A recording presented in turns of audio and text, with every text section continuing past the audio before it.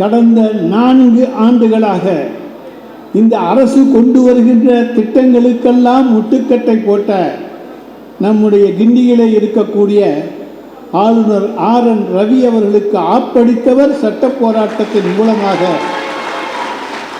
நம்முடைய தலைவர் தளபதி அவர்கள் என்று சொன்னால் மிகையாகாது.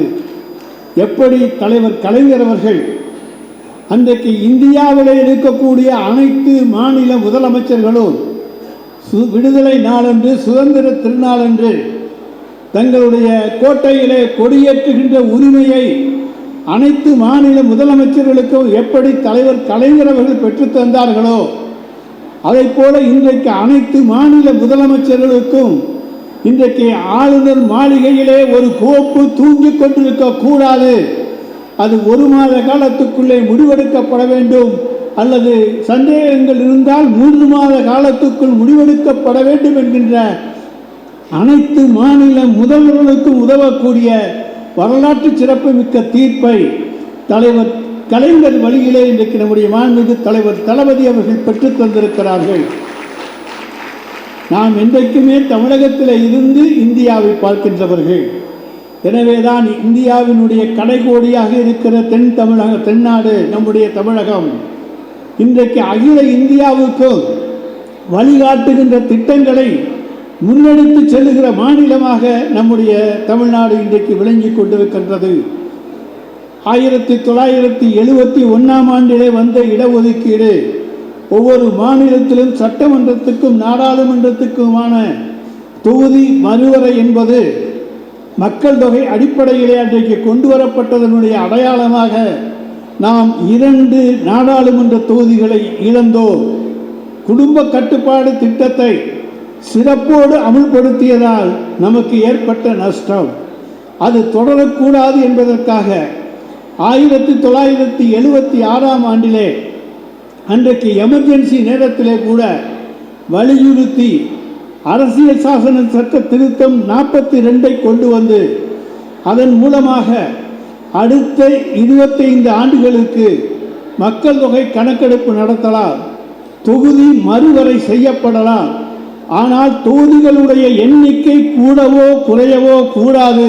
இதே அளவு 543 என்கின்ற அந்த எண்ணிக்கை இருக்க வேண்டும் என்கின்ற வரலாற்று சிறப்புமிக்க அந்த சட்ட திருத்தத்தை அன்றைக்கு 76 கொண்டு வந்தோம். 2001ஆம் ஆண்டிலே அந்த 25 ஆண்டுகள் முடிந்த நிலையிலே அன்றைக்கு வாஜ்பாய் அவர்கள் இந்தியாவினுடைய பிரதமராக இருந்த நேரத்திலே மாண்புமிகு தலைவர் கலைஞர் அவர்கள் மீண்டும் கடிதம் எழுதி இதே நிலை தொடர வேண்டும், குடும்ப கட்டுப்பாடு திட்டத்தை அமுல்படுத்திய மாநிலங்கள் தொடர்ந்து பாதிக்கப்படக்கூடாது, எங்களுடைய தொகுதிகள் குறையக்கூடாது என்கின்ற வேண்டுகோளை வைத்ததன் அடிப்படையிலே அரசியல் சாசன சட்ட திருத்தம் 84 கொண்டு வரப்பட்டு அதன் மூலமாக அடுத்த 25 ஆண்டுகளுக்கு தொகுதி மறுவரை செய்யப்படும், மக்கள் தொகை கணக்கெடுக்கப்படும். ஆனால் தொகுதிகளினுடைய எண்ணிக்கையை கூட்டவோ குறைக்கவோ படமாட்டாது என்கின்ற உத்தரவாதத்தை பெற்றது திராவிட முன்னேற்ற கழகத்துடைய முயற்சி. இன்றைக்கு 2026 அடுத்த ஆண்டு, அதுதான் டெட்லைன். அதற்கு பிறகு நீங்கள் என்ன செய்ய போகிறீர்கள்? எந்த ஒரு காரியத்தையும் வருமுன் தடுப்பதுதான் சிறந்த பலன். எனவே 2026 ஒன்றிய அரசு கணக்கெடுத்தாக வேண்டும், தொகுதி மறுவரை செய்தாக வேண்டும். அப்பொழுது தொகுதிகளுடைய எண்ணிக்கையை கூட்டினால் நாம் பாதிக்கப்படுவோம். மக்கள் தொகை கணக்கெடுப்பின் அடிப்படையிலே தொகுதிகள் மறுவரை செய்யப்படக்கூடாது என்கின்ற அந்த அரசியல் சாசன சட்ட திருத்தம் இன்னும் 25 ஆண்டுகளுக்கு தொடர வேண்டும் என்கின்ற கோரிக்கையை எந்தெந்த மாநிலங்களெல்லாம் குடும்ப கட்டுப்பாடு திட்டத்தை அமுல்படுத்தினவோ அந்த மாநிலங்களெல்லாம் பாதிக்கப்பட்ட அந்த மாநிலங்களுடைய முதலமைச்சர்கள், அங்கே இருக்கக்கூடிய கட்சிகளைச் சேர்ந்த பிரதிநிதிகள் போன்றவர்களையெல்லாம் அழைத்து நான் இருக்கிறேன் உங்களுக்காக குரல் கொடுக்க என்று குரல் கொடுத்த தலைவர் நம்முடைய மாண்புமிகு தமிழ்நாடு முதலமைச்சர் அவர்கள்.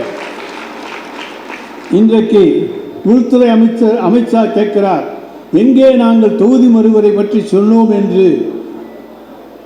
தெலுங்கானா மாநிலத்தில் தேர்தல் பிரச்சாரத்தில் என்ன சொன்னீர்கள்? காங்கிரஸ் ஆட்சிக்கு வந்தால் தொகுதி மறுவரை கொண்டு வருவார்கள், அதனாலே தென் மாநிலங்கள் எல்லாம் பாதிக்கப்படும், நீங்கள் தொகுதிகளை இழக்கப் போகிறீர்கள் என்று சொன்னது நாங்களா அமித்ஷாவா? அப்படி என்று சொன்னால்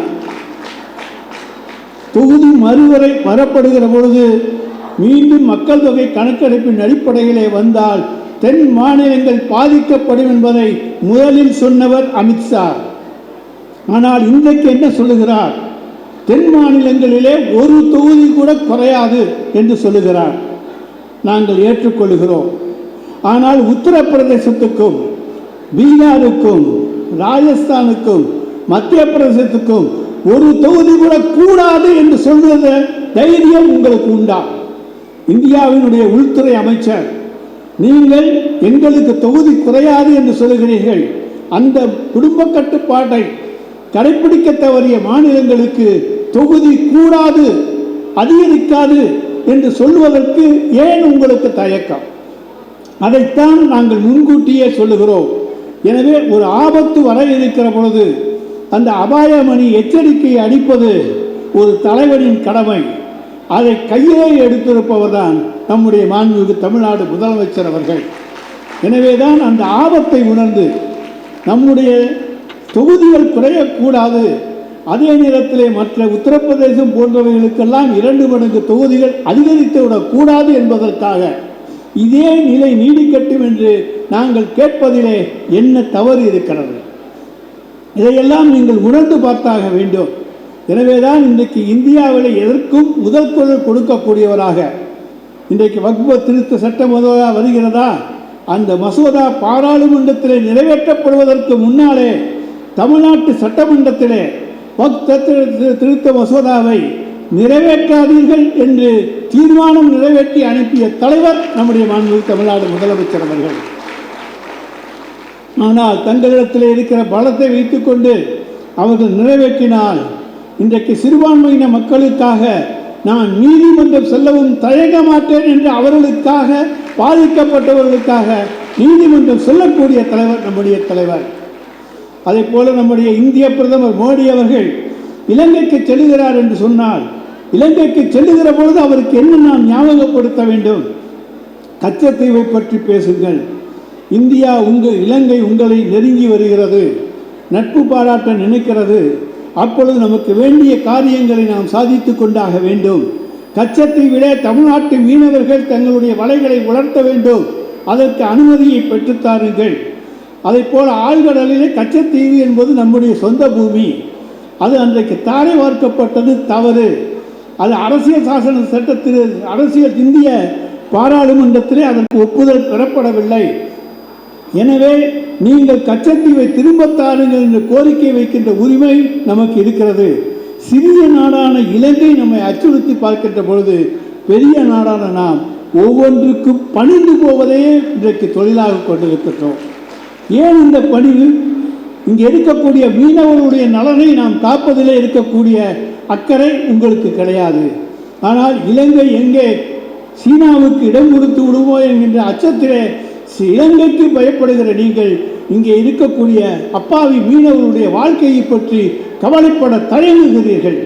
அதுதானே இன்றைக்கு உண்மை. எனவே இத்தகைய நிலைமைகளை ஒவ்வொருவரும் எண்ணி பார்த்தாக வேண்டும். எனவேதான் எந்த திட்டமாக இருந்தாலோ எந்த பிரச்சனையாக இருந்தாலோ அதை முன்னெடுத்து செல்கிற தலைவனாக நான் இருப்பேன் என்று இந்திய மக்களுக்கு குரல் கொடுக்கக்கூடிய ஒரு தலைவனாக மாநில அரசிலே இருந்து கொண்டு இந்திய அரசியலை கையிலே எடுத்திருக்கிற தலைவராக நம்முடைய மாண்புமிகு தமிழ்நாடு முதலமைச்சர் அவர்கள் இருக்கிறார்கள் என்பதை நாம் பெருமையோடு நினைத்துக் கொள்ள கடமைப்பட்டிருக்கிறோம். அந்த தலைவனுக்குத்தான் இன்றைக்கு நாம் பிறந்தநாள் விழாவை கொண்டாடுகிறோம். அந்த தலைவன் பல்லாண்டு காலம் வாழ வேண்டும். அதன் மூலமாக தமிழ் சமுதாயம் செலுத்தோங்க வேண்டும், தமிழர்கள் நலம் பெற்று வாழ வேண்டும் என கேட்டு வாய்ப்புக்கு நன்றி கூறி விடைபெற்றுக் கொள்கின்றேன். நன்றி, வணக்கம்.